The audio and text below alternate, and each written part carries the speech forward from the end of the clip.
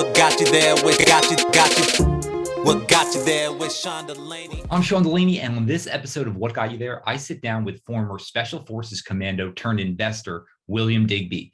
If you love wide-ranging conversations into better health, improvement, decision-making, and so much more, you're going to love this conversation with William Digby. William, welcome to What Got You There. How are you doing today? I'm doing very well, Sean. How about yourself? I'm doing very well. I am so excited for this one. I always love talking to people who have conquered multiple domains, and that's something you've certainly done. So I would love to know, when someone who's able to accomplish a lot in multiple arenas, do you have any non-negotiables you do throughout the day? Just sort of big buckets you like to take care of and accomplish that just makes everything else go better for you? Yeah, good question. So definitely exercise has been the key lifeblood to my success. And if you have a look at all the things that I've achieved, I think there is a physical element to all of them. And so, yeah, absolutely. I mean, for me, if I don't do that early morning training session as a minimum, then, for me, the day is not off to the right start. So that is my non-negotiable. And I'm glad you asked that question. I'm just about to have my first baby. Well, my wife is. We're literally we're probably days away from happening. Hopefully, it doesn't happen during this podcast. And that's one of the things that I think no matter what happens, I will try to maintain. But I guess for those who are more experienced, and yourself included, maybe you can tell me whether or not that is something you can maintain once your life changes in that way. I think when the child comes, it's sort of that Bruce Lee be like water. That schedule is gonna have to be somewhat malleable and flexible there. But no, yeah, I've seen that as a father too. If I'm able to get that physical element, that's going to help me be a better father. It's going to help me throughout the day. So yeah, that's something I've tried to stick with as well. For you, those early morning training sessions, what type of physical activities are you getting into right now? Yeah, so I've gone through lots of phases in my life. It's interesting. I've definitely been one of those people that's fallen into the trap of overtraining, and I think maybe because I just really enjoy it. So, but I've got to the point where I think I'm getting the maximum bang for my buck. And you probably won't be surprised to hear this. It's all none of it is really reinventing the wheel. But I've had periods where I've been a long distance runner. So, and that's not today, but where I was doing ultra marathons, competitively, but not exceedingly well. And in those days, I'd get up and I'd run for maybe sometimes 90 minutes, sometimes 2 hours, sometimes a run in the morning and a run in the evening. But I enjoyed that, but really the return on that amount of time put in wasn't there compared to what I do at the moment, and that is CrossFit first thing in the morning, and CrossFit sort of it's had its craze and I think might now be tapering off a little bit in terms of its popularity. I'm not sure, but I still love it. And then in the evenings, I do some boxing training, just circuit training. My days of fighting, which we might come back to, it might be interesting to talk about. But my days of fighting in the ring competitively are sort of long behind me now. So I just like to get the fitness element out of it. I love how you hit on the time during the long distance runs. Sometimes you weren't getting the bang for the buck. I love that addition via subtraction. I'm wondering, are there other things that you've just eliminated throughout the years that you realize, these aren't really bringing the benefits I was hoping for? Yeah, definitely. So, I'm an avid reader, and I'm sure you are too. And one of the great books I read was many, but along this topic, one of the good ones I've really enjoyed recently is one called Deep Work. I think by Cal Newport, although yep. I'll be embarrassed if I get there we go. No, yeah, it's by Cal Newport.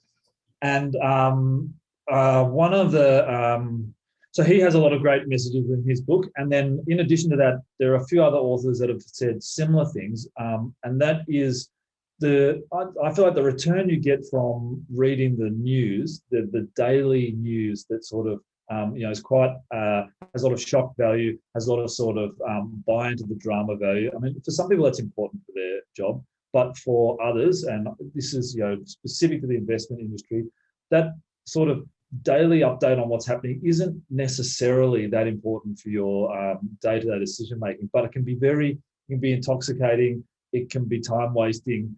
I don't think it compounds that well over a lifetime. So that's something I've shaved off greatly. I tend not to dive into the sort of the broadsheets or the tabloids or anything that is anywhere near what I used to. And I replace that time now with reading something much more thoughtful, usually in the form of a book. Because to me, the return you get from reading someone's thoughts that have been distilled into something that they've sort of put in a few hundred pages. I mean, you can for the investment of a day's work, essentially, sometimes you can understand almost someone's lifetime experience. The payoff can be that big. So to answer your question, yeah, I've shaved off the day-to-day, buying into what's happening, and I'll replace that with more sort of deeper thought. Yeah, I've tended to do the same thing, eliminate most of that noise. That's just the news there. Nassim Taleb's got a great framework, the Lindy effect, the things that have been around the longest tend to stick around the longest. So there's some of those great books. If they were around 50, 2,000 years ago, they might still be there in the future. They're probably worth reading.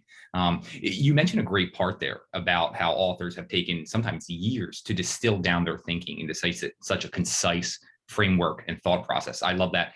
We're going to dive more into reading later. I know you're an avid reader, but is there anything else you do just to distill down your thinking or what you're coming across?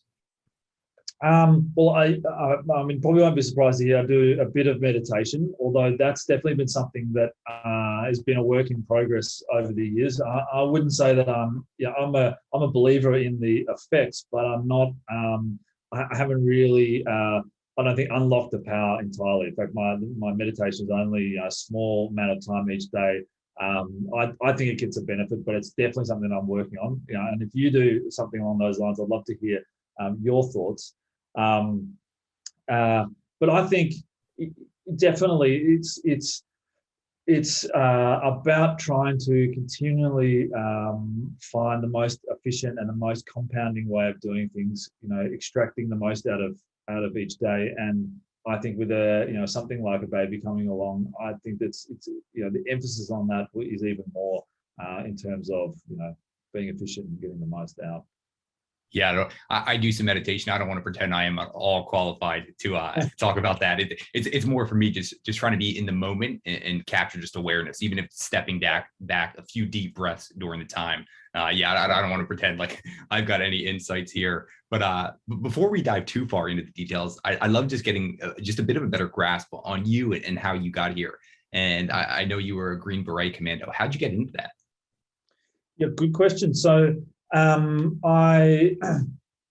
I was a commando for many years. So that's Australian Special Forces for those listeners out there or readers or watchers. Australia's army is divided into with normal infantry, and then we have our special forces, and we have within that SAS, which is similar to British, and we have our commandos, similar to British Royal Marines, but different from US Marines, different from US commandos, but in some ways we all sort of share the same lineage. And look, I think that's like a lot of things in life, it fitted incremental sort of challenge. And initially I had sold when I was younger, I had sold my business that I've been working on for many years. I hit a point in life where I had sort of some free time, in a weird way. Sort of in my mid-20s, I all of a sudden, I didn't have anything to do the next day, so to speak. I'd always been interested in the military. I'd been in sort of, at school, I'd done some military type things. My great grandfather had been to World War I and World War II, a little bit of lineage, and I just dipped my toe in, and then I loved it.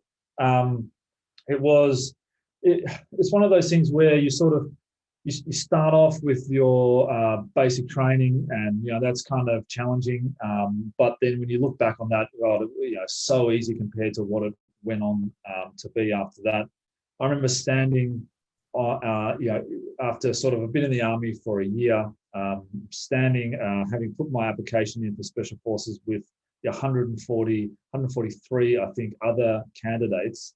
And it's exactly what you would imagine. You're standing there in the rain, it's day one of selection course. There's this overwhelming sense of, oh, wow, how did I get myself into this position?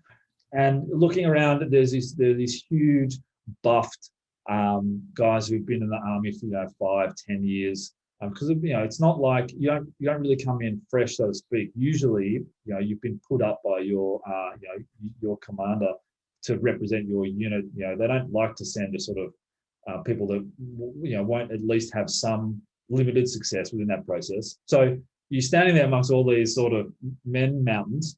And I did think to myself, I could be out of my depth here a little bit. I mean, confident, but at the same time, definitely, there's a sense of foreboding. And then at the end, 10 months later, after, I love to go into the detail if you want to, but 10 months later, there was only 11 of us left standing. The attrition rate was, just extraordinary. And, within that 10 months, you really only have a day or two off. I mean, there's like a weekend here and there. And it's just this sort of journey of self-discovery, mental and physical, anguish. I mean, they really, not only do they put pressure on you in every possible way you can imagine, but they're extremely good at it. They have this honed system for doing it. And so, by the end of that, it's a bit of a whatever doesn't kill you makes you a lot stronger, I feel. And, I've really, it's made a big difference to my life, I think, from then on. Is there any specific moments during those 10 months that just still are fresh in your mind? There's a lot. So just to cover off sort of in the broadest possible way, there's everything you could imagine in that course. There's all the sort of things that there's special weapons, explosives, there's survival, there's sort of amphibious insertion, airborne insertion, there's hot wiring cars, there's interrogation, resistance to interrogation. There's like the whole spectrum of man skills, and I should say, and woman skills, because some army special forces do have women now, but not an Australian army. But there's this whole spectrum of life skills that you pick up. Things like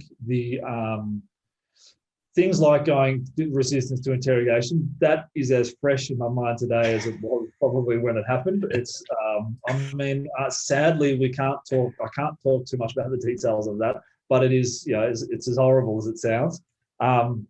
There are, there are many confronting moments throughout that journey.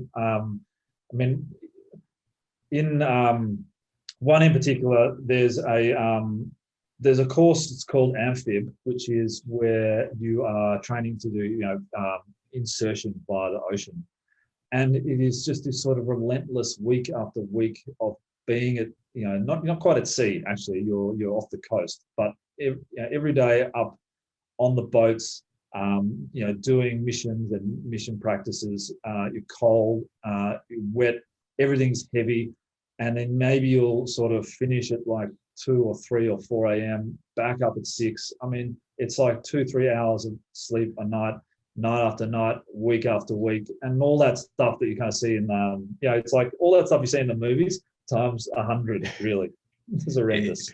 It sounds like you're perfectly trained then for a new baby on the way. No sleep, wet, cold. That's right. Exactly. You mentioned a few things there I would love to dive further into, because you mentioned watching on the movies. These are so much more intense than you could imagine. I'm wondering, what can't you read about? What can't you watch? But once going through that, you just walk away with a different mindset, a different mentality. Is there something like that comes to mind for you? Yeah, definitely. I mean, it sounds a little bit cliche, I guess, but one thing that I was very impressed by was the fact that so I did that commando training. I got qualified and badged with my Green Beret, and then I went pretty quickly onto pre-deployment training in Afghanistan. So pre-deployment training is another sort of 10 or 12 months of simulated things in country, like in Australia, where you're practicing what the job's going to be in Afghanistan. So you do that, and that's less intense, and you're with your team. And then I remember flying from Australia through the Middle East, landing Afghanistan. We got to our base. We got our first sort of briefing, and then that night we were out on target, stacked up against the door there in Uruzgan province with explosive charges on the door, weapon ready to go at night vision, bang, explosives through the door and then straight into the compound. And I had this sense that I had done it like 100 times. Complete comfort, complete, heart rate sort of elevated, but not jacked. Just a sense that this was, just a continuation of training that I'd done, a million times before. And that, reflecting on that is such an interesting thing, you hear sort of, train hard and fight easy and, a lot of those sort of cliche sayings, but, they are extremely true. And that in that moment, probably not in that moment, but reflecting on that moment, definitely taught me about, the sort of the power of preparation, the power of exposing yourself incrementally to things to the point where you can barely recognize how you got there and even who you are and how you're capable of doing something when you look back to the starting point. But it really is that sort of compounding gain across that time. So I would say that's one of the most sort of profound things I got out of certainly deploying, and it's a real testament to to the system and to to the power of sort of training very hard. Yeah, that incremental exposure, I view this as a superpower. I mean, you can even think about some of the most extreme things, call it just like fighting or flying a jet pilot. If you're able to do that, you train it so well. It's almost like driving a car. Your subconscious takes over. Just thinking you can take the most complex tasks and essentially have your subconscious take them over. It's just a great framework to think about with anything you want to conquer. It's funny you were talking about the training. I was recently talking with a Navy SEAL who's a good friend of mine. And I was just asking about like when you're actually on deployment. And he was saying, Sean, he goes, you don't understand. He goes, I've repped this out so many hundreds of times. Like it was just so clear what was going to go on there. So it's just interesting hearing about that. You mentioned something I would love to dive into, and that's around confidence. And I'm wondering what your confidence was like throughout that progression in the Green Berets, and then what it's like today. Are you still experiencing the same level of confidence you had, call it a decade ago? Yeah, interesting question. I'm not sure I've reflected on that before. So having gone through that process and having been successful, I definitely have a sense, and then been on the sort of instructing side a little bit. I've never formally instructing courses for a very long time, but just by virtue of being in that environment, of course you do get put onto courses and you do things and you see people who are in the position you were in previously, although you're seeing it now from the other side. And you definitely get a feeling for what the type of personality that they are looking for and the type of personality that would be successful in that environment going forward. And confidence, it's certainly this sort of perfect medium between someone who's very confident but has a lot of humility and understands that they make mistakes, and then it's just about making a mistake and then just getting straight back onto the job and not being distracted by the fact you've made a mistake. So overconfidence is a disaster. Underconfidence is a disaster, but somewhere in the middle there where you believe in yourself, but not so much that you are, arrogant to the point where you won't listen and you won't accept that you've made a mistake. And so you see that a lot actually in that environment, people selecting themselves out because first of all, maybe they've been too confident, or maybe they won't accept that they're wrong in some situation, or someone will say, look, you've done that the wrong way, and they don't agree with that. And so then, some sort of pushback occurs, and that is not what they're looking for. Now, to answer your question about confidence, I certainly, that course is full of self-doubt. I mean, they structured in that way to test that about you. I mean, there's barely any time where you sort of, maybe towards the end, but there are many, many, many long, torturous hours of feeling as though I don't know if I belong. I don't know if I'm going to succeed. I mean, they have this sort of quite cruel structure where in the very early stage, in the first sort of 2 months, they have a thing called the Bosworth studies, and so people are doing things and getting themselves kicked off, from time to time. Other people are pulling out, a little piece of paper you keep in your top pocket, which says, "I want to go home, please." Effectively, as soon as you pull that out, you're instantly in a hot shower, but you can never come back. And people Tempting. will pull that. Yeah, tempting, exactly. And they push you to pull that out all the time. And then there is another third category where behind the scenes, they meet and they make an assessment, and then they will come and unceremoniously call out a few numbers of people who are now like off the course. It's kind of, and that happens more on a sort of, it has a cadence. It's like every Friday, and so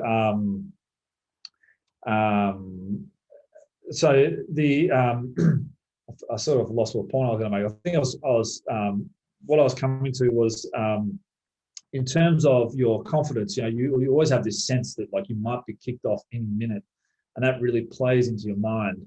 But I think after, so having looked back on all of that, I think it does give you an extreme amount of confidence when you get through everything. But I don't think I ever lost that humility, and I still don't think I have lost that humility. I think that's very important in the investing side of worlds. I take a lot of, I no doubt this conversation will get there, where we'll draw the parallels between, I think, a lot of these things and then how they go on to help you in sort of the investment world and what I do now. But I think confidence has always been something where I've without sounding too self-serving, I've been squarely in that confident, but not arrogant and not overconfident, not getting myself into too much trouble. But we'll see.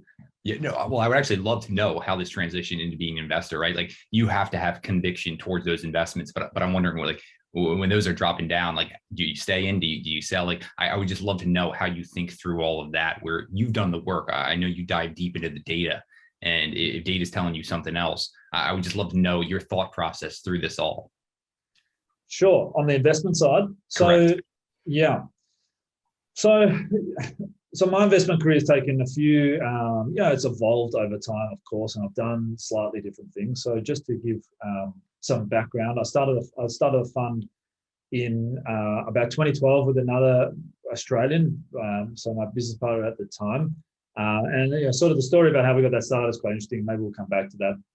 But to answer your question about, conviction, I still think you have to have humility at every stage. So we started off by making a lot of investments in emerging markets. We had a sort of a broad philosophy that you could invest time and effort understanding those markets and the people and the businesses you wanted to invest in, and then you would have some edge that other people didn't have. So listed sort of, think about the US markets, the listed markets, incredibly deeply analyzed.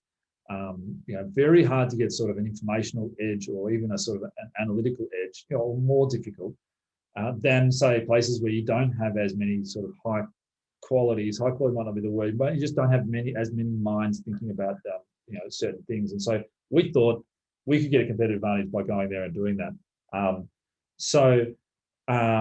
And I think even when we had conviction about a company or a management team or investment, there's always a sense of the ability to be wrong, and the ability and having to challenge your own thoughts throughout the entire holding period. So you're right, it is exactly that. It's exactly a combination of conviction, because without that you really can't get anything done, but at the same time maintain the humility that you could be wrong, and you have to be prepared to sort of reassess your own conclusions all the time. And I think that takes a lot of discipline to say to say when you've been wrong, and to accept when you look at some data and say, I am wrong. I've looked at this and we now need to do something about it.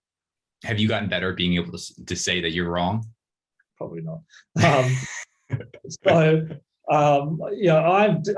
probably suffer from,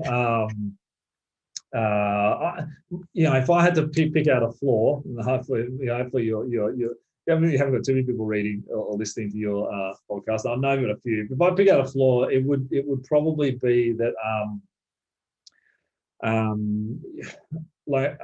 I should delegate. I should get more opinions than I do. So I like to I don't have a problem saying, well, I don't understand. Can you explain this to me? What do you think about this? And drawing in opinions. But I quickly arrive at what I think is my understanding of it. And then usually I sort of stop there. And my business partner is sort of, smarter, better looking, more charismatic of the two, of course.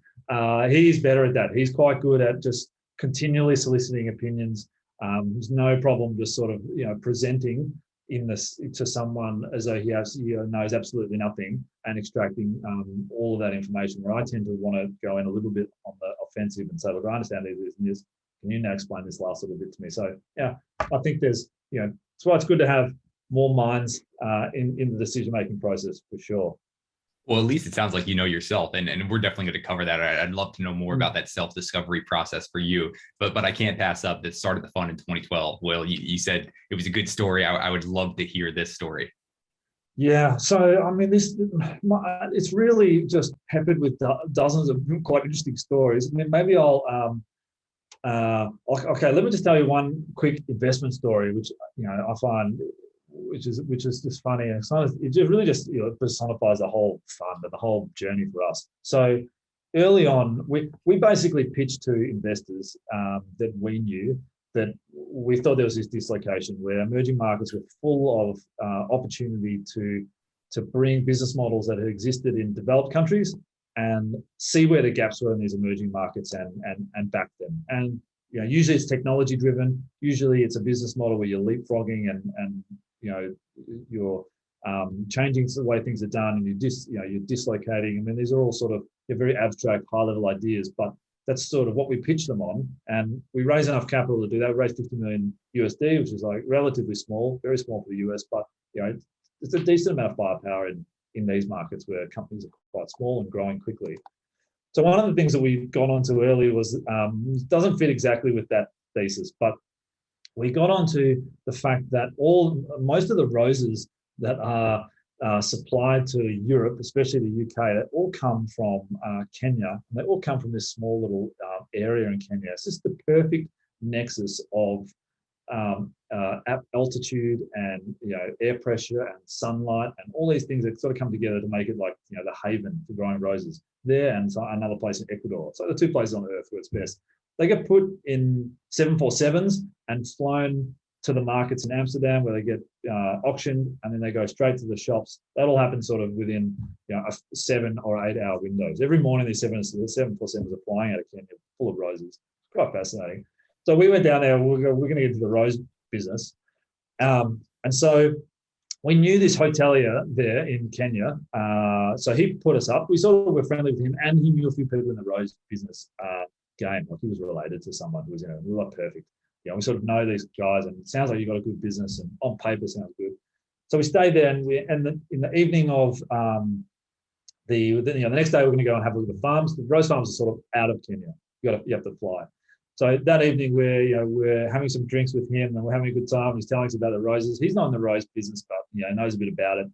He runs this hotel, and he's having what we think is some mineral waters, and Chris and I are having a beer or two, and we sort of think, okay, let's get an early night. We're in Kenya. This is kind of exciting. Very early on in the fund stage, maybe like probably the first due diligence trip we had ever done. We've done some road trips. We've never been down to Africa for looking at a deal yet. And then, so he's drinking, probably 2 or 3 of these mineral waters like every quarter of an hour. We're sort of thinking, I was really like hydrating himself quite aggressively. And then in the morning we woke up, his wife's there, and she says, look, I'm not going to name him, but he has gone to the airstrip to get the plane ready. So you guys, look, here's some little sandwiches for you. You guys are going to meet him at the airstrip now, and you're going to fly and have a look at this rose asset. So we get to the airstrip, and this little tiny little plane comes puttering around, this little sort of fixed wing Cessna thing, minute. And the door opens, and there's like our pilot and a hotelier who's like masquerading as a pilot as well. But he hasn't been on the mineral waters. It's clear he's been on the gin and tonics all night, and the plane smells like you're stepping into a bar. The night after. It was horrendous. So Chris and I jump in. Chris is in the back. I'm in the front, and these little planes are incredibly loud. So have to put the headphones on so you can talk. And Chris doesn't have any headphones. He's just only the pilot and the person in the co-pilot seat. The plane takes off and we're flying for about an hour, and then the pilot he starts this sort of like a passing out motion. So his head's rocking back and forth, his eyes are rolling to the back of his head. And so now I've got the flight controls. There's like dual controls, and I'm sort of trying to keep it level as he is sort of making it dive a little bit with his passing out. And then within about 10 minutes, he's completely passed out. So I'm flying the plane now, and I'm not a pilot. I mean, I've been in the military, but never pilot's license. I certainly haven't been in the Air Force. And Chris is in the back, doesn't have any, I can't talk to him. It was very loud. I'm giving him a few hand signals, concerning hand signals. So we fly for about 40 minutes, and then and below us is like the African savannah. So it's like just as far as the eye can see, flat, with like wildebeest. You're not getting rescued if you guys go down. So, but I said to Chris, I'm going to have to try and land. We don't really have any other options. I can't just fly indefinitely. I don't even know where we're going. So over the course of like the next 10 minutes, I sort of just start losing altitude, and then we sort of, it's had these really big like sort of industrial tires. I mean, it must be this plane made for sort of landing on really like tough ground. But we bounce along the ground for about what feels like a kilometre. There's like elephants and giraffe like just sort of off to the side, and finally we bring it to a stop. There's like a pride of lions just off to one side. There's this passed out pilot on the other side, and there's Chris and me looking at ourselves going, I don't know how did we end up thinking we're going to get into the rose business? And we definitely did not do that investment, but it was just sort of that was the beginning of what became many diligence trips similar to that, some of which where we did invest. But it was really just incredible ride. It was very fun. Unbelievable stories along the way. Yeah. I'm wondering, clearly you're driven by something. I mean, like into Muay Thai, Green Beret, entrepreneur, investor. Like what's in the heart? Like what's driving you? There's something going on underneath the hood of this car. I mean, I wish I had a really sort of interesting answer for that. I've got a great buddy of mine from school who's gone on to become this incredibly successful musician. And when we were young and hanging out and doing a lot of things together and just sort of being kids, we were both driven just by what we just refer to as just the stories, just having good stories in life, like doing things and having at the end of those things, some interesting tale to tell. And I don't know if I just actively had sought out to go and do those types of things, but that's certainly how my life has panned out. I mean, a lot of things that haven't been just for the sake of it, but I just I just have vast interests and like to pursue the things that interest me, and get to a certain point where I'm just slightly more than a Luddite, but not so much that I can't just go on off and do something else. But you're absolutely right. I mean, there's been periods where I was fighting professionally in Thailand. There's been periods of the army. There's been periods of running my own business, and it's sort of this investment fund that I was just talking about, which took me and Chris to. I mean, we have investments in sort of 12 or 13 different countries all around the world, and it's just been a very interesting journey. And I don't know if there's been like one core catalyst to do it all, other than sort of wanting to have sort of an interesting life. So someone who's also has vast interest, I'm wondering for you, how do you get focused enough to skill up in that proficiency that you need in order to understand that enough without then quickly seeing the next thing that you're interested in? Well, that's a very good question, and that is in a lot of ways that's also my fatal flaw, and that is that I'm right there with you. Well, so my problem is I can intensely focus on something because I find it so interesting that it'll be at the cost of everything else that tends to be. So I'm 40 now, a bit of a late starter on family, bit of a late starter on marriage. I mean, if I look back to all my schoolmates, all have kids in the sort of that are starting to become teenagers. I'm a good 10 years behind in that sense, and I think So I think there's two parts to it. One is it is a deep focus and drive in whatever I'm doing at the time. And then, yeah, I have noticed a tendency to get to a certain point where I say to myself, okay, look, I think there's something actually, I think I've achieved what I set out to do here. And now I want to go and do the next thing. And I think, a bit like lots of people who have a similar approach, a lot of the energy comes from the learning and the sort of, succeeding by failing.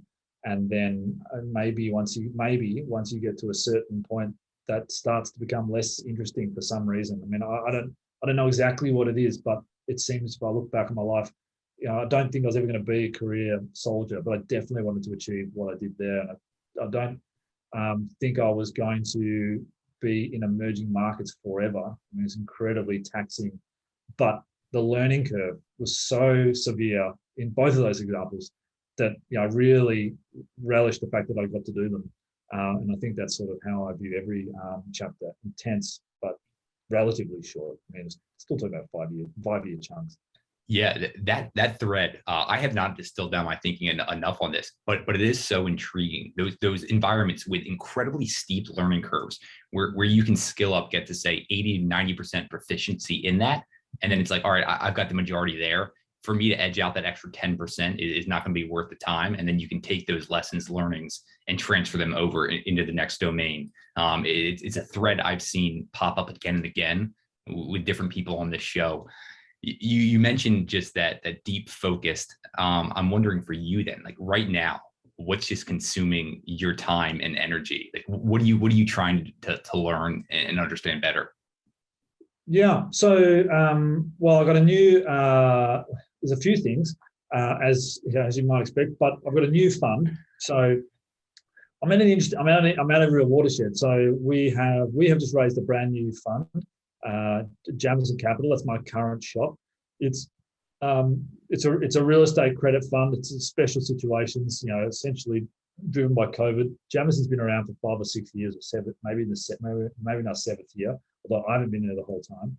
But I have been there throughout this, pre-COVID and then leading into COVID. And it's great. I mean, we've turned a massive corner where we now have we've had institutional capital prior, but we've never had discretionary institutional capital. So just for people who are listening who may not be familiar with those terms, we have been doing a lot of investing where we find the investment we want to do, then we go out and talk to investors and we say, hey, would you like to invest in this? We'll be the manager, we'll take fees, we'll manage the investment. Once it's all done, we'll return the capital. But investors essentially get to choose, yes, I like to invest in that, and you guys run that for me. Once you get to discretionary capital, then what happens is you say to investors, look, we have this strategy.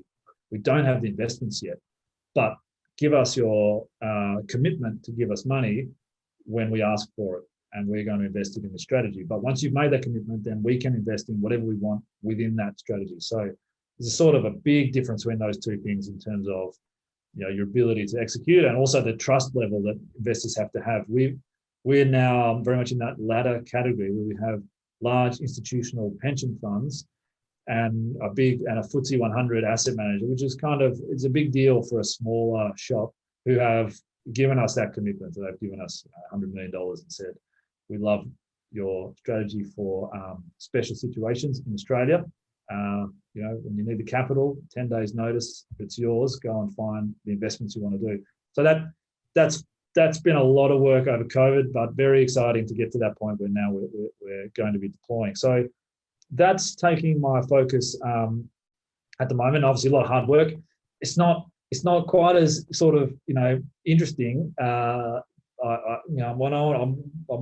be delicate here. Like, of course it's interesting. Of course I'm enthusiastic and dedicated to it. It's not quite the same as what I had been doing, where real estate is through a narrow aperture, really, and very local. Whereas I'm been typically a more global investor and more interested in the humans and their behaviour within sort of the context of the investment, rather than the assets and the market and sort of the structuring, which is a bit more where I'm at now. Will, I would love for you to double click on that, the human behavior element. I know this is something you and I are both obsessed with. Yeah, definitely. Yeah, it's funny. So I mean, to me, everyone has their investing style, and a lot of people sort of come from a top-down, macro approach and bottom-up fundamentals. And for me, the key thread is much more on the human side of things. I mean, you obviously, you and I can see we have similar interests, and you've probably done similar reading, and so what I'm about to say will resonate with you, I'm sure. But having in this current era, having a behavioural edge, both yourself and being able to identify people that have a behavioral edge, I think is more important than a lot of other things that were very important, like, having sort of access to things where other people didn't, being in the right market where other people couldn't come in. I mean, we're so globalized now, there's so much information, there's so much distraction that actually for people who aren't distracted, and it's the management teams that aren't overwhelmed, and the individuals that aren't sort of pulled and pushed by every bit of, as you put it earlier in the conversation, the noise.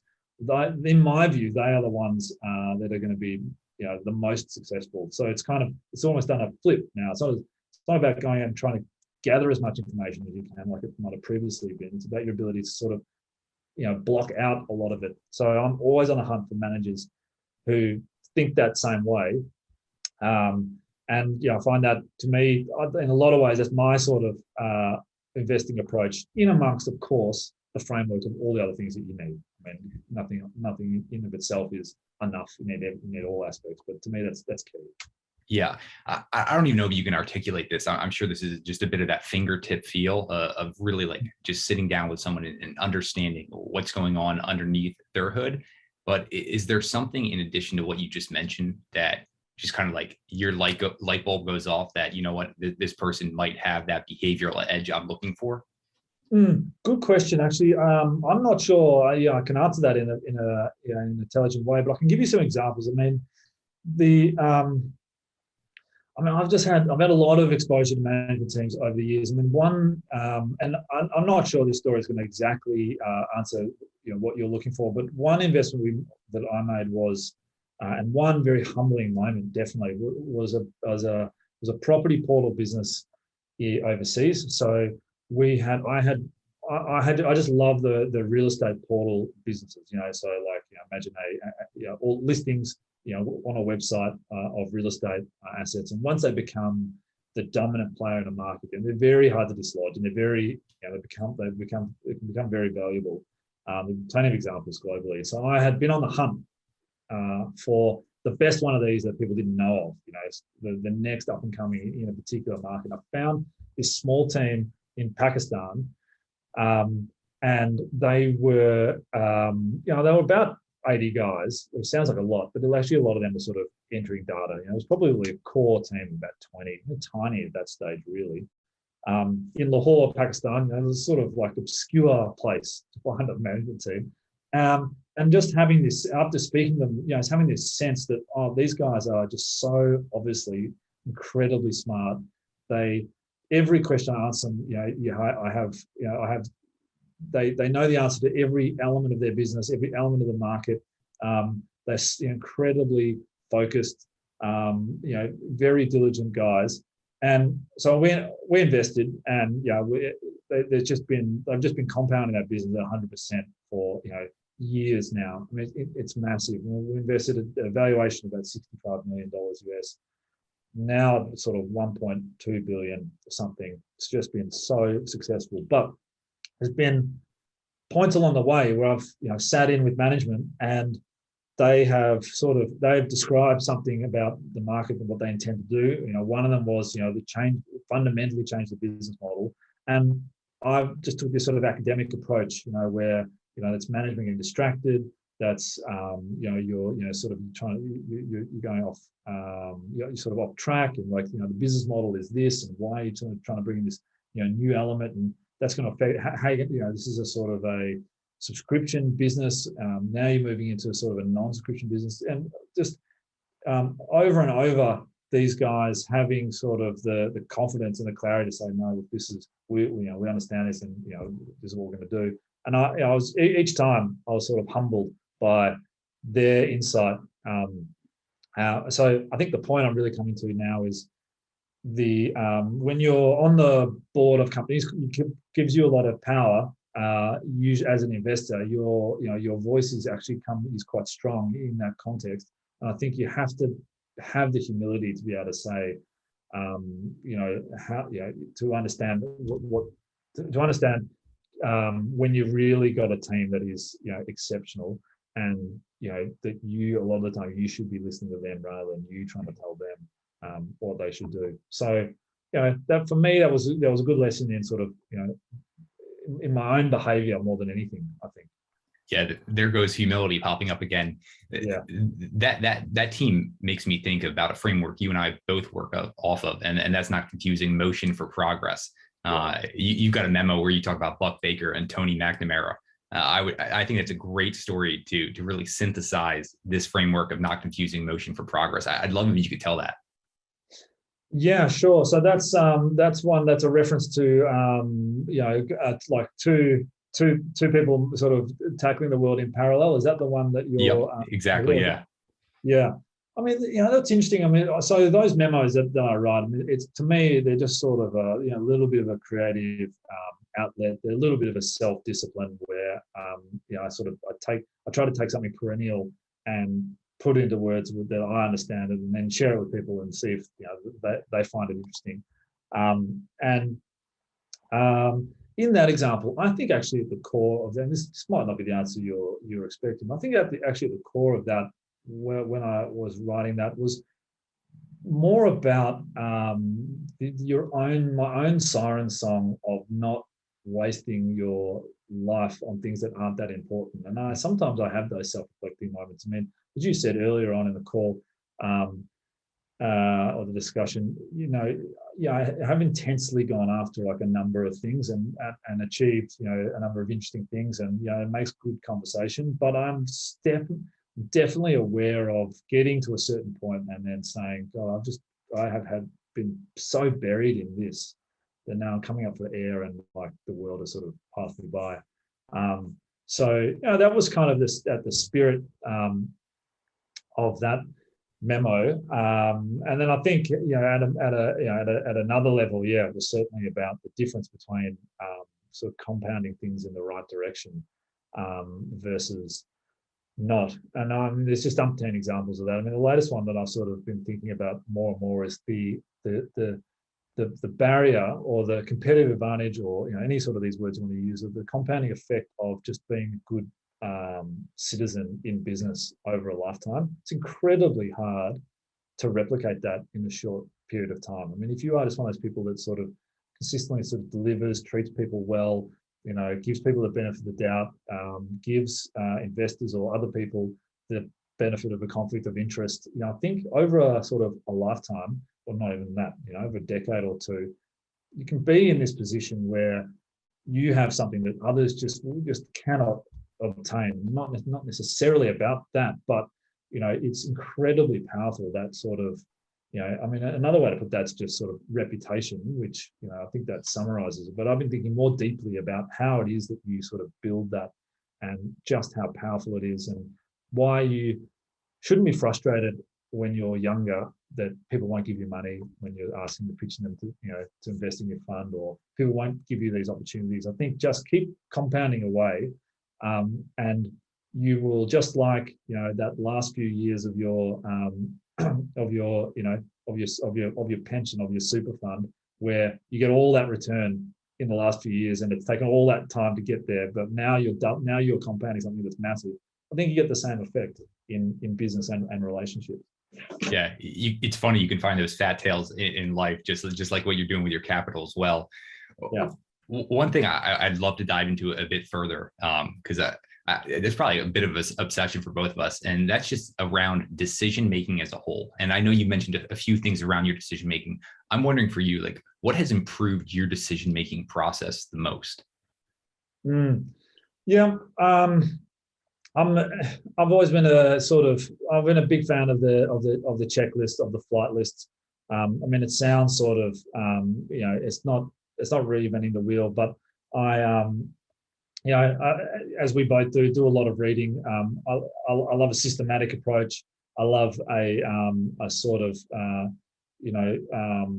starting with the end in mind. I like, devil's advocate is not quite the right word, but, I like, sort of looking at it in reverse is key. I mean, I think the fellow who authors Farnham Street, his name's just escaped me now. Shane Parrish. Shane, yeah. He writes a lot on mental models and on decision making, and I really sort of admire a lot of his writing and a lot of his thought process on decision making. I mean, in a lot of ways, the investment business is really just the business of decisions. And wish I had a more eloquent answer for you on that. And it's obviously a key part of what we do. I think it is a discipline, and it is something that you can learn and train. I think over time you become better at it innately, but you also certainly just like being at the gym or trying to be a high performance athlete. I think trying to be a high performance decision maker is key, especially in this business. Yeah, I know you're always trying to overcome those biases and those cognitive errors. So it always makes me think about Daniel Kahneman, who wrote the classic Thinking Fast and Slow. And it was in an interview, I'm pretty sure. Someone asked him, like, after all these years studying this, have you improved? And he said, no, I still make the same errors. I don't know. I feel like I always wrestle with that. I'm wondering your thoughts. Clearly, you're putting a ton of time to overcome these biases and these cognitive errors. Yeah, I do. I definitely do. I wrestle with that too. I mean, I know the pitfalls that I fall into myself. I tend to, and a lot of I really like Howard Marks and a lot of the stuff he's written, of course, and I like one of the way he puts it, and he was very eloquently puts it, is that you can't, you don't necessarily judge the quality of the decision by the outcome. And it's so tempting to the investment world is so much about rewriting history, about how, you were such a, I was just going to sound a bit disparaging, but maybe just to illustrate a point, I'll put it in these words, how, I was such a genius for having the foresight to make this investment, look how well it's gone. And similarly to say, well, look, I made that investment, but, it's entirely out of my hands why it went wrong. And that constant sort of rewriting and, marketing, marketing yourself that, the decision was perfect and the outcome itself was really just luck if it went badly, and it was all you if it went well. But I certainly agreed. I certainly subscribe to Marx's thesis that the quality of the decision can't necessarily be judged by the outcome. It's just, it's how good is that decision at the time. And so the discipline I undertake is to go back and look at all my investment decisions after the fact, and then analyze them. And I even have a thing to score them and to sort of show to myself and my team about where what the quality of our decisions were. Try to give them some sort of quantitative and qualitative feedback, and divorce them from the outcomes, and so that you can make better decisions. But I think there's a key part of this business. You don't have to dive too far into the scoring process. I would just love a high level overview of what that scoring process is like on those past decisions.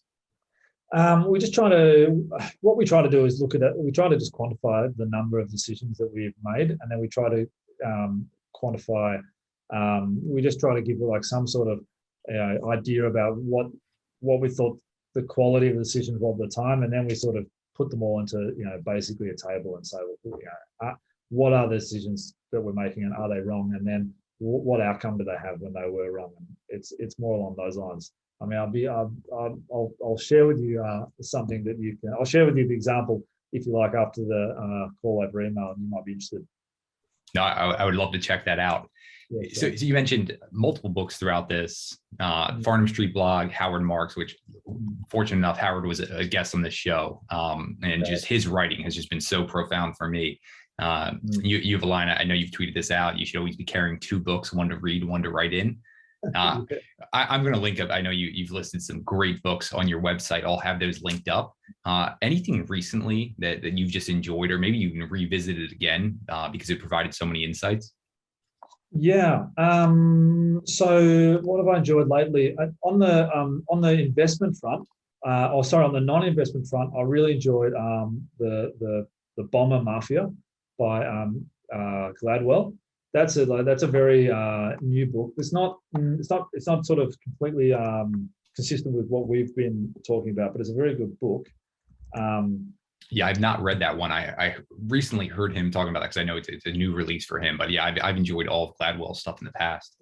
Yeah, that's right. You can't really go past it. But I read a book called Unbeatable Mind, which I might be surprised to hear. I've probably read something like that by Mark Devine. He's the former Navy SEAL, right? Correct. Yeah. Good book. I liked it. It sort of resonated with me a lot. I think very accessible, and not too much. Good amount of sort of humility as well on his part. I really like Richer, Wiser, Happier by William Green. That's a very good book just for investors. Of every nature. It just covers sort of it's just got a really nice narrative on a sort of a dozen investors. I mean, Howard's in there, and a lot of other big names that you would have heard of, and a few that you might not have. And it's just really, really well written and accessible. Do you know that book? Yeah, William was a past guest, so he gives a bit of a preview to that. William's a friend. He's a very interesting thinker as well. So yeah, Richer, Wiser, Happier by William Green, I recommend as well. It's a great book. Yeah, really good. And then the Score Will Take Care of Itself, which is a book that I come back to and reread quite regularly. I love NFL, and I just think that book's got so many lessons in it, and using sport as a sort of the analogy for life and for business.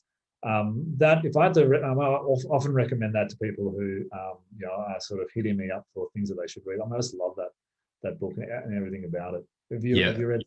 Yeah, by Bill Walsh, the legendary 49ers coach. It was funny. I had on Tom Peters, who wrote the legendary business book, In Search of Excellence. And he was actually neighbors with Bill Walsh at the time. So you had this guy who's been obsessed with studying business, all the different models. And then you have Bill Walsh. And they used to just love understanding each other's different domains and learning from each other. So yeah, The Score Takes Care of Itself is an excellent book by Bill Walsh. Yeah, it's excellent. So that's probably the ones that have come to mind amongst, I call it a slew of, I set a goal to try to get through 20 books a quarter, and I'm usually pretty on track, but it's quite a lot of work. So to talk about this work, I mean, you mentioned carrying 2 books, one to read, one to write in. Are you taking notes, highlighting, distilling down, or is it kind of just reading it and then letting your mind take over? I would just love to know more about that process for you. Yeah, sure. No, certainly the former. So one thing about writing memos and just to go into the discipline of putting out some, even if no one reads them, and actually probably no one really, I don't know how many people really read the stuff that I write, but that discipline really focuses your reading, I find. So if you're thinking about, okay, what are the key points in this that I'm reading, and how can I sort of then bring them in maybe into some narrative that I want to bring, or some use them in some way. It's a bit like when you teach something to someone, you really have to understand it. It forces you to understand something. And that's kind of the same principle that I take with both reading and then writing a little bit. And then, I'm just an avid note taker. I mean, I think, the two things, it's just, you find that it's a bit like the very beginning of our conversation, how you try to optimize the things that are important in your life. I mean, the way I learn is always about sort of taking the information, synthesizing it into something that I could then explain to someone else. So it's part of that process. I'm wondering about the deconstruction process. I love studying mastery, and it seems like you've reached a very high and proficient level across multiple domains.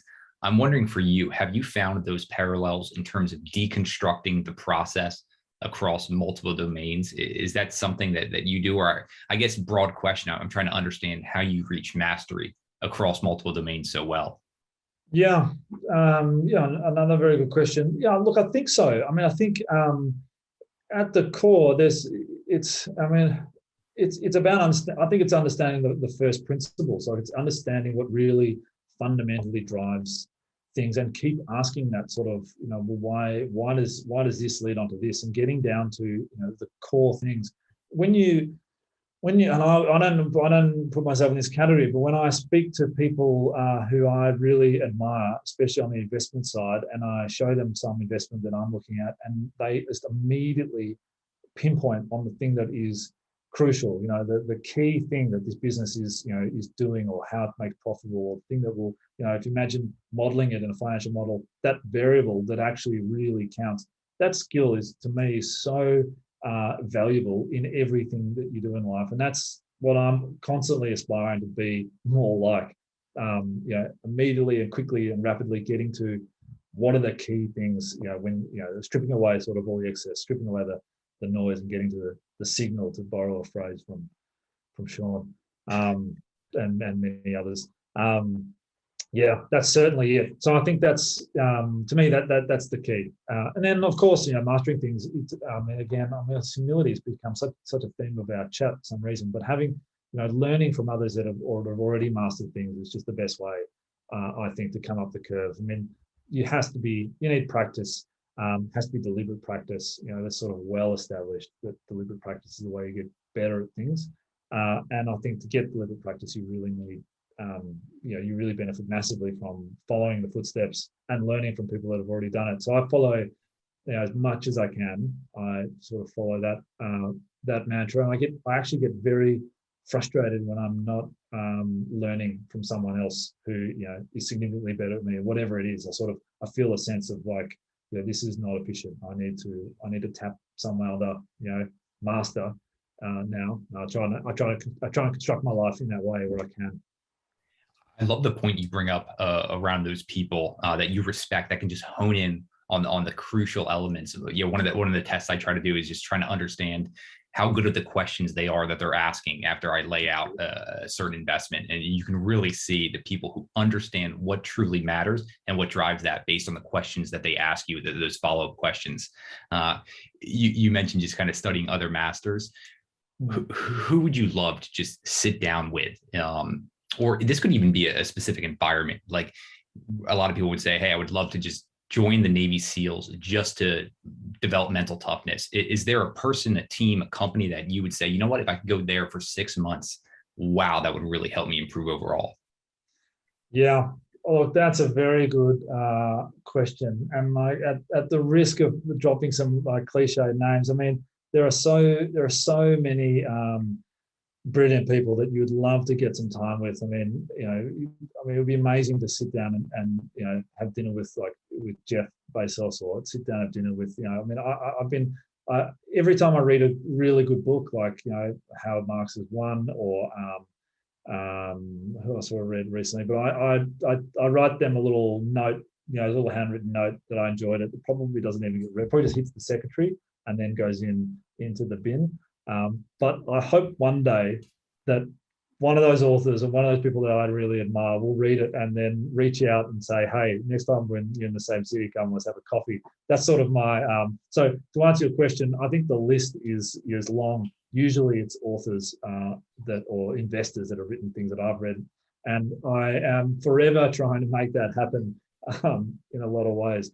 But I think the list is huge on that front. You mentioned the handwritten notes. Guy Spear wrote the book, Legend of a Value Investor. He's written thousands at this point, handwritten notes. But by the time this episode goes out, guys will have gone out. And he always talks to me about that the notes are so important. And most of the time, you never ever hear back. But then, like we were talking about earlier, compounding goodwill, those fat tails will show up later in life. You never know where that might pop up. So I love hearing that example as well. Yeah.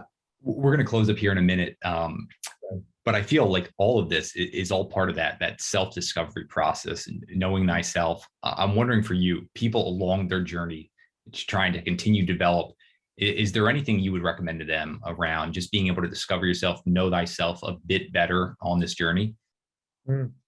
Yeah, very good question. So, look, that's a very hard one to answer. I mean, I sort of, if they wanted to emulate anything that I've done, and I'm not saying that you should, but I think I tend to try to treat my life like being some sort of performance athlete, no matter what I'm doing, and that's come from being in that sort of world. Having that sort of, to me, the sort of the physical and the mental and the behavioural, they're all inextricably linked. So I think if you're no matter what you're doing, what you're trying to succeed, I think being, physically fit and having emphasis on that, I think, reading a lot and learning from, what other people, the mistakes that they've made as much as you can. I think that would be the two things that I can't imagine being successful without, and that is being physically fit and doing a lot of reading. Without those two things, I feel like I'd be a fraction of the person that I am. Yeah, you and I subscribe to the same thing there. Will, this has been too much fun. I'm so glad we were able to share some of your journey with the listeners here. I could go on for hours talking with you about this. I want to make sure we link you up with the listeners anywhere you want them going, checking out. We'll have everything linked up in the show notes for you. Yeah, sure. I'd love to hear from any of your listeners, and I've got my website, which is distinct from my business and my investing. I just as you mentioned before, I just post a few memos and thoughts on there. I've got my books on there and a few investments that I've got, and I encourage people to have a look at that and reach out if they want to have a conversation or anything at all. Fantastic. We'll have that linked up. But Will, I can't thank you enough for joining us on What Got You There. It's been an absolute pleasure. Thanks so much, Sean. I've really enjoyed it. DeLaney.